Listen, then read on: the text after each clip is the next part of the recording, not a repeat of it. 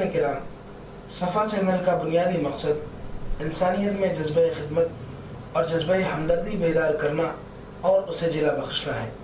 چنانچہ اس مقصد کی تکمیل کے لیے ہم روزانہ آپ کی خدمت میں خدمت خلق اور حقوق العباد کے عنوان سے مولانا غیاث احمد رشادی صدر صفا بیت المال انڈیا کے گراں قدر خطابات پیش کر رہے ہیں۔ اعوذ باللہ من الشیطان الرجیم، بسم اللہ الرحمن الرحیم۔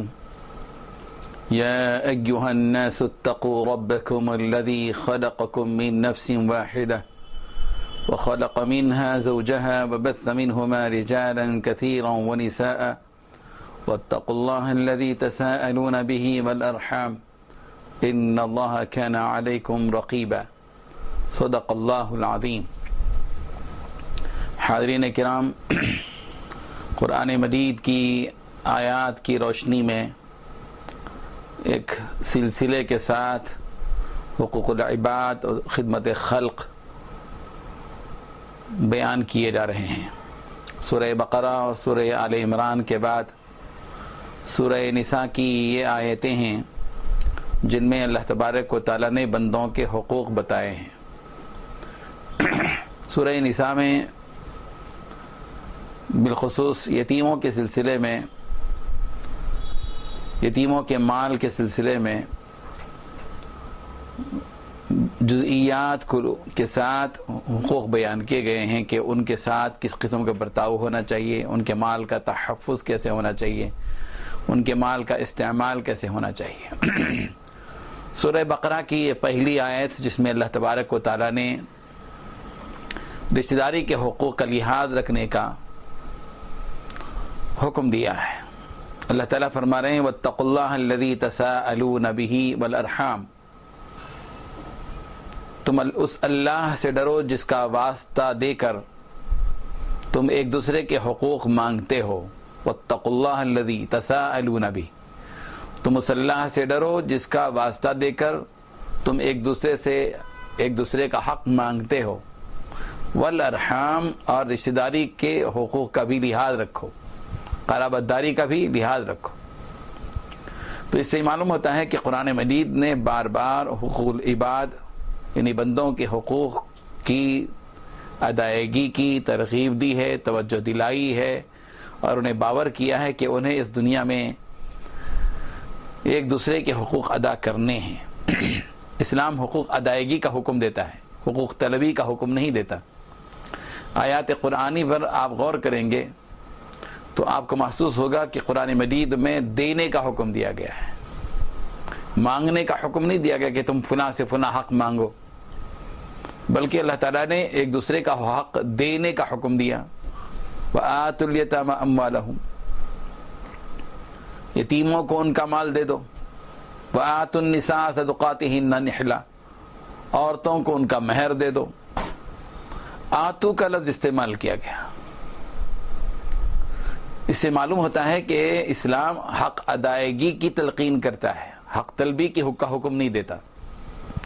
اس کی وجہ یہ ہے کہ اگر سارے ہی مسلمان اپنے اوپر واجب حقوق پورے ادا کر دیں تو حقوق طلبی کا سوال ہی پیدا نہیں ہوتا، حقوق طلب کرنے کا سوال ہی پیدا نہیں ہوتا۔ ایک آدمی اپنا حق اس وقت طلب کرے گا جب اس کا حق ادا نہ کیا جائے۔ بھائی اگر بھائی کا حق ادا نہیں کرتا تو بھائی حق طلب کرے گا، شوہر بیوی کا حق ادا نہیں کرے گا تو بیوی حق طلب کرے گی، بیوی شوہر کا حق ادا نہیں کرے گی تو شوہر بیوی کا حق طلب کرے گا، باپ اولاد کا حق ادا نہیں کرے گا تو اولاد طلب کرے گی اپنے باپ سے اپنا حق۔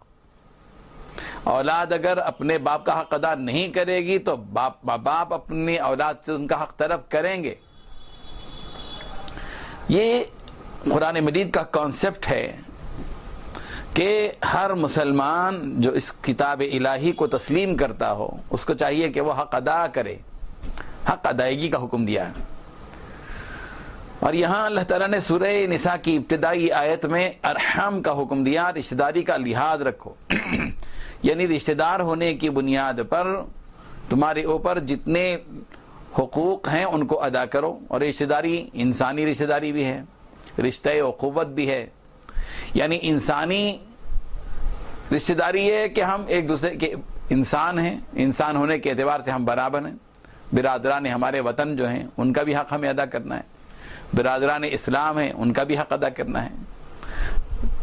پڑوسیوں کا حق ہے، مہمانوں کا حق ہے، رشتہ داروں کا حق ہے، سب کا حق ادا کریں اللہ رہا. اور کچھ حقوق ایسے ہیں جہاں اللہ تعالیٰ نے فرمایا واتقوا اللہ الذی تساءلون بہ والارحام، تم اس اللہ سے ڈرو جس کا نام لے کر، جس کا واسطہ دے کر تم ایک دوسرے کے حق مانگتے ہو. ڈرو کا حکم اس لیے دیا کہ بعض حقوق خوف کی بنیاد پر ادا ہوتے ہیں، قانون کی بنیاد پر ادا نہیں ہوتے. اولاد کے حق ہیں، میاں بیوی کے حق ہیں، یہ ضابطے کی بنیاد پر حق ادا نہیں ہوتے. یہ عہد و پیمان کی بنیاد پر حق ادا نہیں ہوتے. یہ حق تو وہی آدمی حق ادا کرے گا جس کے دل میں خوف ہوگا، اللہ کا خوف، آخرت کا خوف جس کے دل پر چھایا ہوا ہوگا وہ حق ادا کرے گا، رشتہ داری کا اور دوسرے حقوق ادا کرے گا. اسی لیے اللہ تبارک و تعالیٰ نے یہاں حکم دیا ہے کہ ایک دوسرے کا حق ادا کریں. اور ملک کی قانون کی جو طاقت ہوتی ہے اس سے بڑھ کر ہوتی ہے خوف خدا کی طاقت. ملک کی کا قانون، اس سے آدمی جو ڈرتا ہے اس سے زیادہ ڈرتا ہے آدمی ڈرنے والا اللہ سے. ملک کی طاقت سے جو ڈرتا ہے وہ اسی وقت ڈرتا ہے جبکہ وہ معلوم ہو، لوگوں کو معلوم ہو. لیکن خدائی طاقت، اللہ تبارک و تعالیٰ سے ڈرنے والا وہ جہاں کہیں بھی ہوگا، اکیلا ہوگا، خلوت میں ہوگا، جلوت میں ہوگا، معلوم ہو نہ ہو، وہ برابر اس کا حق ادا کرے گا. بہرحال سورہ نساء کی آیت نمبر 2 پر ہم ذرا گفتگو کرتے ہیں، جہاں اللہ تبارک و تعالیٰ نے یتیموں کو ان کا مال دینے کا حکم دیا کہ وَآتُوا الْيَتَامَى أَمْوَالَهُمْ، کہ یتیموں کو ان کا مال دے دو. یعنی اگر یتیم تمہاری کفالت میں تھا، چھوٹا بچہ تھا، اس کے باپ کا انتقال ہوا تھا، تم نے اس یتیم بچے کی جو ملکیت ہے اس کو اپنے قابو میں رکھا تھا، تو جب وہ یتیم بڑا ہو جائے اور اس کو عقل آ جائے، سمجھ آ جائے، تو اب ایسی صورت میں اس کا مال اپنے قبضے میں رکھ کر ناجائز فائدہ اٹھانے کی بجائے یتیم کے جو مال ہے اس کو واپس لوٹا دو.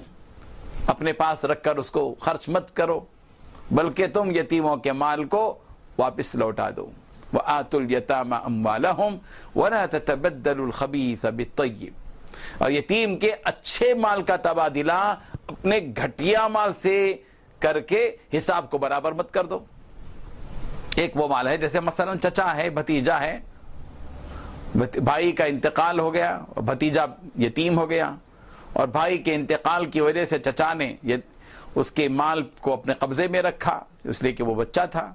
جب وہ بڑا ہو جائے تو ایسا نہیں ہونا چاہیے کہ چچا کا مال گھٹیا ہے اور بھتیجے کا مال، یتیم کا مال عمدہ ہے، اور اس عمدہ مال کو اپنے مال سے تبدیل کر حساب چکتا کر دیا. ایسا نہیں ہونا چاہیے. وَلَا تَتَبَدَّلُوا الْخَبِيثَ بِالطَّيِّبِ، کہ گھٹیا کو بڑھیا سے، اچھے کو خراب میں مخلوط مت کرو، تبادلہ مت کرو، بلکہ یتیم کا اچھا مال اس کو دے دو، تمہارا گھٹیا مال ہے وہ تمہارے پاس رکھو. یہ حقوق ہیں جو اللہ تبارک و تعالیٰ آیات قرآنی میں واضح انداز میں بیان کر رہے ہیں. اور یہاں اور بھی بات بتائیے آگے، وَلَا تَأْكُلُوا أَمْوَالَهُمْ إِلَىٰ أَمْوَالِكُمْ إِنَّهُ كَانَ حُوبًا كَبِيرًا، کہ تمہارے اپنے مالوں کو، یتیم کے مالوں کو اپنے مال سے ملا کر مت کھاؤ، اس طور کہ اس کا مال اپنا مال ملا لیا اور اس کے مال سے استحصال ہو رہا ہے، ناجائز فائدہ اٹھایا جا رہا ہے. إِنَّهُ كَانَ حُوبًا كَبِيرًا، یہ بہت بڑا بھاری ظلم ہے کہ یتیم کے مال کو اپنے مال میں شامل کر کے کثرت کے ساتھ اس کا مال استعمال کر کے اس کا حق مار کر اس کے مال کو اپنے مال میں شامل کر دیا جائے، گڈ مٹ کر دیا جائے. یہ درست نہیں ہے. یہاں نیت کا اعتبار ہے کہ آدمی اپنی نیت کو برابر رکھے. واللہ یعلم المفسد من المصلح، اللہ تبارک و تعالیٰ کو معلوم ہے کہ کس کی نیت میں بگاڑ ہے اور کس کی نیت میں درستگی ہے، کون یتیم کے حق میں خرابی چاہتا ہے اور کون یتیم کے حق میں بھلائی چاہتا ہے، کون یتیم کے ساتھ دھوکہ بازی کرنا چاہتا ہے اور کون یتیم کے ساتھ ہمدردی اور غمخواری کرنا چاہتا ہے. یہ اللہ تعالیٰ کو معلوم ہے. اس لیے اپنی نیتوں کو درست رکھو اور یتیم کے مال میں محتاط رہو کہ کہیں یتیم کا مال تمہارے مال میں شریک ہو کر اس کے حق کو کہیں مارنے کی بات نہ آ جائے. تمہیں انصاف سے کام لینا ہوگا. اور آگے اللہ تعالیٰ نے سورہ نساء کی آیت نمبر 3 میں اللہ تعالیٰ نے وَإِنْ خِفْتُمْ أَلَّا تُقْسِطُوا فِي الْيَتَامَى فَانكِحُوا مَا طَابَ لَكُم مِّنَ النِّسَاءِ مَثْنَىٰ وَثُلَاثَ وَرُبَاعَ. یتیم لڑکیوں کے سلسلے میں یہ آیت نازل ہوئی ہے کہ اگر یتیم لڑکیوں کے ساتھ اگر تم انصاف نہیں کر پاتے, تمہارے پاس انصاف کرنے کی طاقت نہیں ہے, تو تمہیں چاہیے کہ تم آزاد جو دوسری عورتیں ہیں, عام عورتیں ہیں, ان کے ساتھ نکاح کر لو. وَإِنْ خِفْتُمْ, اور اگر تم ڈرتے ہو کہ اللہ تقسطوا, کہ تم انصاف کر نہ پاؤ گے, فی الیتامى, یتیم لڑکیوں کے سلسلے میں, تو فانکحوا, تو تم ان یتیم لڑکیوں کو لے کر اور ان کے مال کے ساتھ ظلم کرنے کے بجائے تم ان یتیم لڑکیوں کے ساتھ انصاف نہ کرنے کا اگر تم کو امکان ہے تو ان یتیم لڑکیوں کے ساتھ نکاح کرنے کے بجائے دوسری عورتوں سے نکاح کرو. فانکحوا ما طاب لکم من النساء, دوسری عورتوں میں سے جو تم کو پسند ہو تم ان سے نکاح کرو. مثنیٰ وثلاث ورباع, 2 3 3 4 4 عورتوں سے نکاح کرو. لیکن یہ نکاح جو 2 2 3 3 4 4 عورتوں سے کرنا ہے, یہ صرف عیاشی کے لیے نہیں ہے. یہ نہیں ہے کہ 2 3 4 سے نکاح کر لیا اور ایک کے ساتھ جو ہے اچھا برتاؤ کیا اور دوسرے کے ساتھ برا برتاؤ کیا, ایک سے پیار کیا دوسرے کو مارا, ایک سے مال لیا دوسرے کو دے دیا, ایک کے ساتھ اچھا برتاؤ ایک کے ساتھ برا برتاؤ, ایک کو تھپڑ مارا جا رہا ہے اور ایک کے ساتھ جو ہے بھلائی کی جا رہی ہے, ایک کو دال کھلائی جا رہی ہے اور دوسرے کو بریانی کھلائی جا رہی ہے, ایک کو اونچے اچھے اور بھاری کپڑے دلائے جا رہے ہیں اور دوسرے کو گھٹیا کپڑے دلائے جا رہے ہیں, ایک کے ساتھ عید منائی جا رہی ہے اور دوسرے کے ساتھ غفلت برتی جا رہی ہے, ایک کے ساتھ ہی ہر زیادہ وقت دیا جا رہا ہے اور دوسرے کے ساتھ کم وقت دیا جا رہا ہے. اللہ تبارک و تعالی نے فرمایا وَإِنْ خِفْتُمْ أَلَّا تَعْدِلُوا فَوَاحِدًا, اگر تم 2 بیویوں کے درمیان یا 3 بیویوں کے درمیان یا 4 بیویوں کے درمیان میں انصاف نہ کر سکو تو تمہارے لیے بہتری اسی میں ہے کہ تم ایک ہی بیوی پر بس کرو. یہاں بھی حقوق ہیں, دراصل حق کی بات کہی جا رہی ہے. یہاں حقوق العباد کی بڑی اہمیت ہے, لوگ اس کو سمجھتے نہیں. لوگ حقوق العباد کے میدان میں بہت آگے ہوتے ہیں, ان کی عبادتیں چلتی ہیں, ان کی نماز, ان کا روزہ, ان کی تہجد, ان کی اشراق, ان کے اوابین, ان کی تسبیح, ان کے ذکر و اذکار, ان کی تلاوتیں بہت عمدہ, بہت بڑھیا, بہت اخلاص کے ساتھ روتے ہوئے گڑ گڑاتے ہوئے.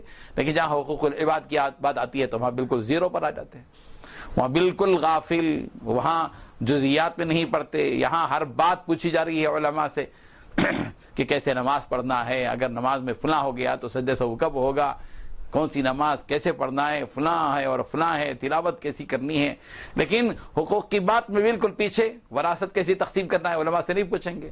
اگر پوچھیں گے تو اپنا وہ جو پیسہ ہے حق دینا ہے وہ دینے کی بات آئے گی, اسی لیے خاموش ہو جاؤ اور دینداری جگاؤ لوگوں کے درمیان میں, دینداری ثابت کرو.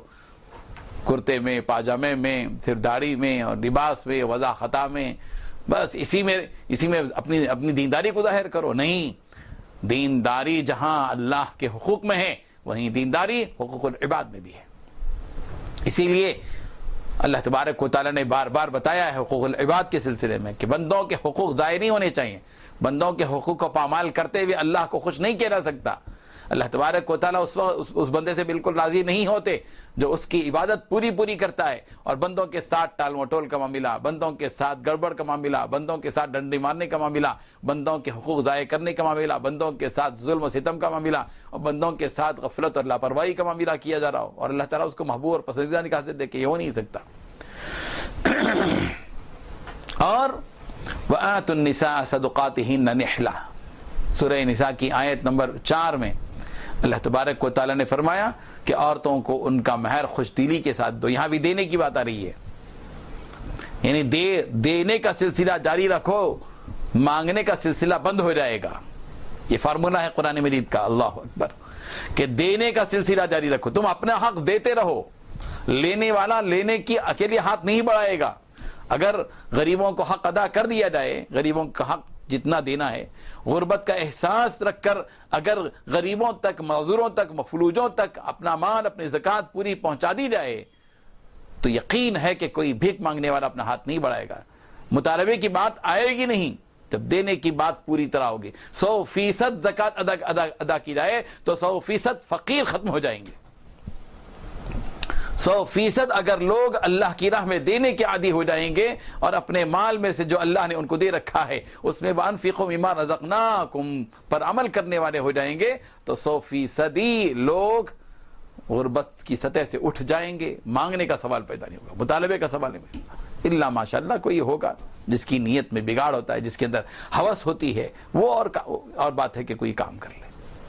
اور اسی لیے اللہ تعالیٰ فرما رہے ہیں وَآتُوا النِّسَاءَ صَدُقَاتِهِنَّ نِحْلًا، عورتوں کو یہ حکم نہیں دیا کہ تم اپنا مہر اور مردوں سے مانگو، تقاضا کرو، مانگو، طلب کرو، بلکہ مردوں کو حکم دیا گیا کہ وہ اپنی عورتوں کا مہر خوش دلی کے ساتھ ادا کر دیں۔ اگر شوہر اپنی عورت کا وقت پر مہر ادا کر دے گا تو عورت کو مانگنے کے موقع کیوں آئے گا؟ آج کل لوگ مہر کے سلسلے میں بہت حقوق العباد ہیں، یہ نماز برابر پڑھی جا رہی ہے، روزہ برابر رکھا جا رہا ہے، رمضان کے روزے برابر چل رہے ہیں، سحری اور افطار برابر چل رہی ہے، تراویح کی نماز پوری ہو رہی ہے، دینداری جگہ بتا دی جا رہی ہے، لیکن معاملے میں پوچھئے کہ اس نے شادی ہو کر کتنے سال ہو گئے، 10 سال کا عرصہ ہو گیا، اس نے اپنی بیوی کو اس کا مہر نہیں دیا۔ کیا بات ہے یہ؟ کیا یہ دینداری ہے کہ آدمی 10 سال کی مدت کے گزرنے کے باوجود جس عورت نے اس کو استعمال کیا ہے اس کا وہ جو حق ہے اس نے وہ حق تک آج تک نہیں دیا؟ نہیں، اللہ تبارک و تعالیٰ نے فرمایا وَآتُوا النِّسَاءَ صَدُقَاتِهِنَّ نِحْلًا، عورتوں کو ان کا مہر خوش دلی سے دو، تنگ دل ہو کر دینا، ہاتھ سے جیب سے نکالنا پھر واپس کرنا، پھر دینا یا نہیں دینا، آج دے دیں گے کل دے دیں گے، ارے ابھی کیا جلدی ہے، اپنا ہی معاملہ ہے، یہ سمجھ کر ٹالتے رہیں گے، یہ بری بات ہے۔ کیا وَآتُوا، خوش دلی کے ساتھ اپنی عورتوں کو اپنا مہر دو۔ اور فَإِن طِبْنَ لَكُمْ عَنْ شَيْءٍ مِّنْهُ نَفْسًا فَكُلُوهُ هَنِيئًا مَرِيئًا، ہاں ایک گنجائش دی گئی ہے عورتوں کو کہ عورتوں کو اس بات کی اجازت دی گئی ہے کہ اگر عورتیں اپنی مرضی سے اپنا جو مہر ہے، حق مہر ہے، وہ اپنے شوہروں کو معاف کر دیں یا اس میں سے کچھ حصہ معاف کر دیں، 10,000 تھا تو کہا کہ 5,000 دے دو، 5,000 میں نے معاف کر دیا، 1 تولہ ہے، 2 تولے زیور ہے مہر میں تو 1 تولہ دے دو، 1 تولہ میں معاف کر دیتی ہوں، اگر وہ اپنی خوشی سے کرتی ہے تو اجازت ہے اس بات کی۔ اللہ فرمانے فَإِن طِبْنَ لَكُمْ عَنْ شَيْءٍ، اگر عورت جو ہے اپنی خوشی سے تم کو دے دے اپنی طرف سے نفساً فَكُلُوهُ هَنِيئًا مَرِيئًا، بے تکلف مزے لے کر کھاؤ، اس میں گنجائش ہے اس بات کی۔ تو یہ وہ احکام ہیں قرآن مجید نے عورتوں کے سلسلے میں، یتیموں کے سلسلے میں، جو کمزور ہیں، صنف نازک ہوتے ہیں، کمزور ہوتے ہیں، جن کے دل ٹوٹے ہوئے ہوتے ہیں، ایسے دلوں کے ساتھ اللہ تبارک و تعالیٰ نے حقوق کی ادائیگی کا بطور خاص حکم دیا ہے۔ اللہ تبارک و تعالیٰ ہم سب کو عمل کی توفیق عطا فرمائے، آمین۔ وآخر دعوانا ان الحمد للہ رب العالمین۔ اللہ اللہ اللہ اللہ اللہ اللہ اللہ اللہ۔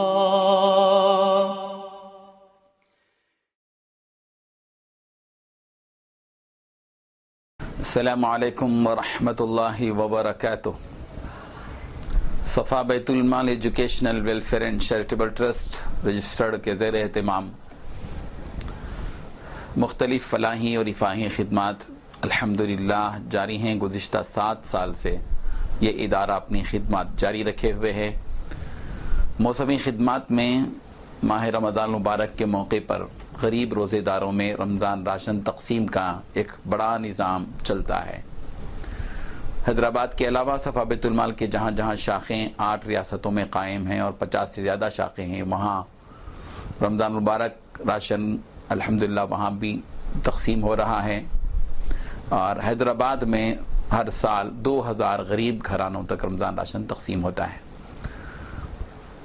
تقسیم سے پہلے ایک بڑا نظام ہے اس کا، ماہ شعبان کی 15 تاریخ کو 14-15 تاریخ کو ایک پروگرام ہوتا ہے جس میں نمائندوں کو بلایا جاتا ہے، اور جو حیدرآباد کے 60 سے زائد غریب محلوں میں ہمارے نمائندے ہیں ان نمائندوں کو مدعو کیا جاتا ہے، اور ان ہر نمائندے کو 20-25 ٹوکن دیے جاتے ہیں۔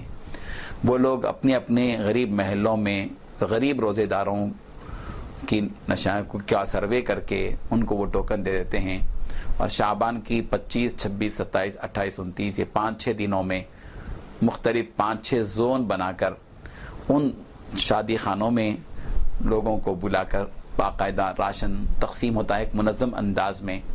20 کلو سونا مسوری چاول، 1 کلو شکر، 1 کلو تیل، 2 کلو تیل، نمک، مرچ، ادرک، لہسن، ہلدی، کھجور، چائے پتی، اچار وغیرہ کا ایک پیکج بنایا جاتا ہے اور 1500 روپے کا ایک پیکج بنتا ہے اور الحمدللہ 2000 گھروں تک یہ راشن پہنچتا ہے. بڑی کامیابی کے ساتھ ہر سال 25-30 لاکھ روپے کا راشن تقسیم ہوتا ہے. صاحب خیر حضرات الحمدللہ اس میں حصہ لیتے ہیں اور اپنی جانب سے 2 گھروں کا، 5 گھروں کا، 10 گھروں کا، 25 گھروں کے راشن کی ذمہ داری لیتے ہیں. اس طرح الحمدللہ غریب روزے داروں تک رمضان راشن تقسیم کرنے کا ایک نظام الحمدللہ چل رہا ہے. ہماری فکر یہ ہے کہ رمضان کے موقع پر بہت سے ایسے غریب خاندان ہوتے ہیں جن کے پاس افطاری کے لیے، سحری کے لیے معقول جو ہے راشن نہیں ہوتا. اگر ہم جہاں افطار پارٹیوں میں بیجا اسراف کرتے ہیں اس کے بجائے ایسے غریب خاندانوں کو تلاش کر کے ان تک راشن پہنچے گا تو الحمدللہ ان کے روزے کا ثواب بھی ہم کو ملے گا. حضور صلی اللہ علیہ وسلم نے جو خوشخبری دی ہے کہ جو کوئی تم میں کسی روزے دار کو روزہ افطار کرائے گا، اس افطار کرانے کی وجہ سے روزے دار کو جو ثواب ملا اللہ اس کے اجر کو کم کیے بغیر تم کو بھی اس کا اجر عطا کریں گے. اس ثواب میں شرکت کرنی چاہیے. رمضان مبارک کا موقع ہوتا ہے، اللہ تعالیٰ کی رحمتیں متوجہ ہوتی ہیں. ایسے موقع پر ایسے کار خیر کرنے سے ظاہر ہے کہ یہ ہماری مغفرت کا اور اللہ تعالیٰ کی طرف سے رحمتیں اور برکتیں پانے کا ایک سیزن ہوتا ہے، ایک موسم ہوتا ہے. ہم امید کرتے ہیں کہ رمضان راشن تقسیم میں اہل خیر حضرات پوری طرح توجہ دیں گے اور اس سلسلے میں آپ یوٹیوب پر بھی دیکھیے، اس کے کلپس آپ کو ملیں گے، ویڈیو کلپس ہیں موجود ہیں اور ویب سائٹ پر بھی رمضان راشن تقسیم کی تفصیلات آپ کو ملیں گی. اور موقع بموقع تقسیم کے سلسلے میں ہم ویب سائٹ کے ذریعے سے آپ کو بتاتے رہیں گے. آنکھوں دیکھا حال کہ کیسے تقسیم ہو رہا ہے، کہاں تقسیم ہو رہا ہے، اس کی رپورٹ آئے گی. اور اس سلسلے میں جو حضرات ربط کرنا چاہتے ہوں، رمضان راشن تقسیم کے سلسلے میں تعاون کرنا چاہتے ہوں، وہ یہ نمبر نوٹ کریں 9394419821 9394419820 اور لینڈ فون ہے 24551314 24551319. اللہ حافظ. اللہ اللہ اللہ اللہ اللہ اللہ اللہ اللہ.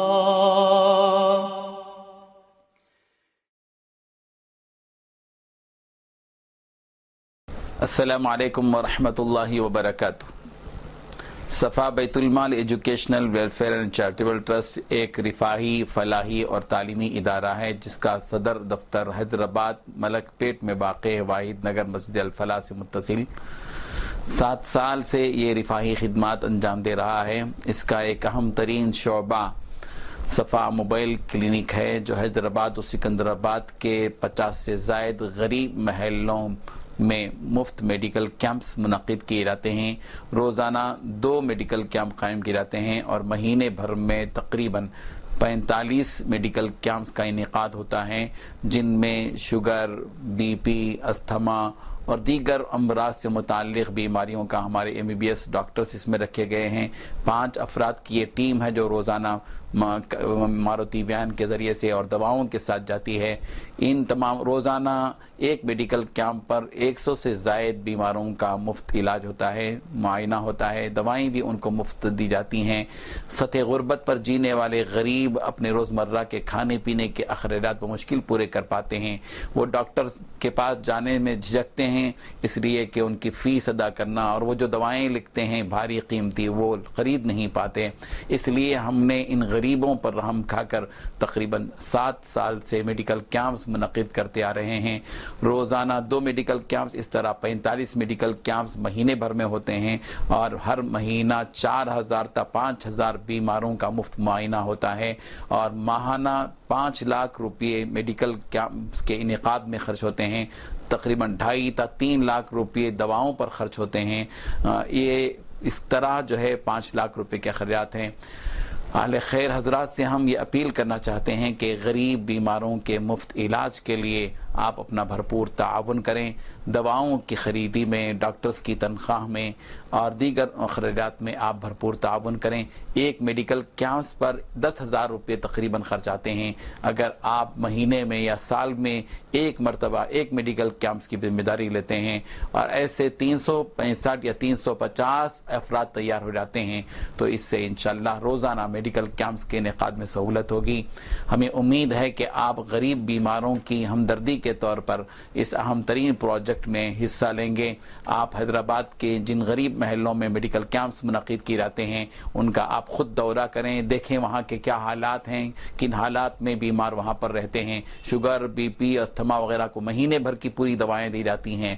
اور اس طرح الحمدللہ ایک اہم ترین کام ہو رہا ہے. ویب سائٹ پر آپ روزانہ ہمارے دیکھ سکتے ہیں صفابیتالمال.com پر کہ کہاں کہاں میڈیکل کیمپس موجود ہے. آپ اپنے احباب کے ذریعے سے وہاں پہنچ کر دیکھیں، خود بھی دیکھیں، اپنے حلقہ احباب کو بتلائیں، اور ایک اہم ترین کام کے انعقاد میں آپ حضرات بھرپور تعاون فرمائیں.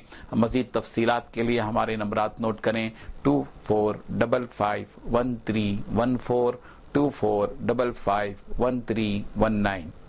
السلام علیکم ورحمۃ اللہ وبرکاتہ. اللہ اللہ اللہ اللہ اللہ اللہ اللہ اللہ.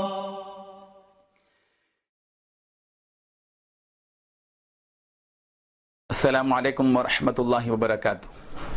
صفا بیت المال educational welfare and charitable trust ایک فلاحی، رفاہی اور خیراتی ادارہ ہے، اور اللہ کے فضل و کرم سے 20 سے زائد شعبجات ہیں، جس میں الحمدللہ اللہ تبارک و تعالی گزشتہ 7 سالوں سے مختلف کام لے رہے ہیں. سرما کے موسم میں بلانکٹس کی تقسیم ہے، گرما کے موسم میں دواخانوں میں عثمانیہ دواخانہ اور نیلوفر ہاسپٹل میں بیماروں اور تیمارداروں کو پانی پلانے کا معاملہ ہے. دینی گرمائی کورس کے سنٹرز کے ذریعے غریب طلباء کو جو اسکولوں میں تعلیم حاصل کرتے ہیں، چھٹیوں کے موقع پر 40 روزہ کورس کے ذریعے سے دینی معلومات فراہم کرنا ان کی تعلیم و تربیت کا مسئلہ ہے. اور ماہ جون میں تعلیمی کٹس تقسیم کر کے غریب بچوں کو ان کے لیے تعلیمی kits, school bag, note book, rubber, pencil, sharpener, pain وغیرہ کی تقسیم کا مسئلہ ہے. رمضان المبارک کے موقع پر رمضان راشن تقسیم کا مسئلہ ہے. قربانی کے موقع پر قربانی کا گوشت غریب گھرانوں تک پہنچانے کا مسئلہ ہے.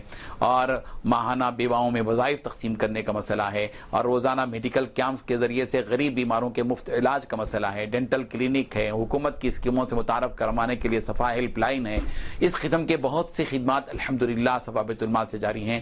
ظاہر ہے کہ یہ ساری خدمات قوم کے لیے کی جا رہی ہیں، یہ قوم کے افراد ہی کے تعاون پر مبنی ہے.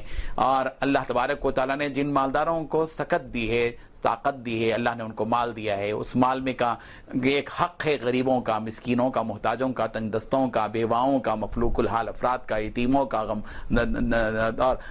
اور غم میں مبتلا افراد کا، مصیبت زدہ افراد کا، مسافروں کا. اس لیے صفا بیت المال اہل خیر حضرات سے اس بات کی اپیل کرتا ہے کہ آپ ہر مہینے آپ اس صفا بیت المال کے ماہانہ ممبر بن جائیں، اور اس طرح کے آپ جو ہے صفا بیت المال کو ہر مہینہ 200، 300، 400، 500 یا روپے جو ہے ماہانہ تعاون فرمائیں. آپ کے یہ 100 روپے یا 200 روپے یا 300 روپے یہ معمولی نہیں ہے. قطرہ قطرہ دریا شبد، تھوڑی تھوڑی چیز آپ دیتے ہیں. اگر 5 آدمی مل کر 100 روپے دیتے ہیں تو یہی 500 روپے ایک بیوہ کے جو ہے چولہا جلنے کا ذریعہ بنتا ہے، اس کے معمولی راشن کے خریدنے میں ذریعہ بنتا ہے، یا اس کے علاج معالجے کے کام آ جاتا ہے. اللہ اللہ اللہ اللہ اللہ اللہ اللہ الله كنز الكرم مولاي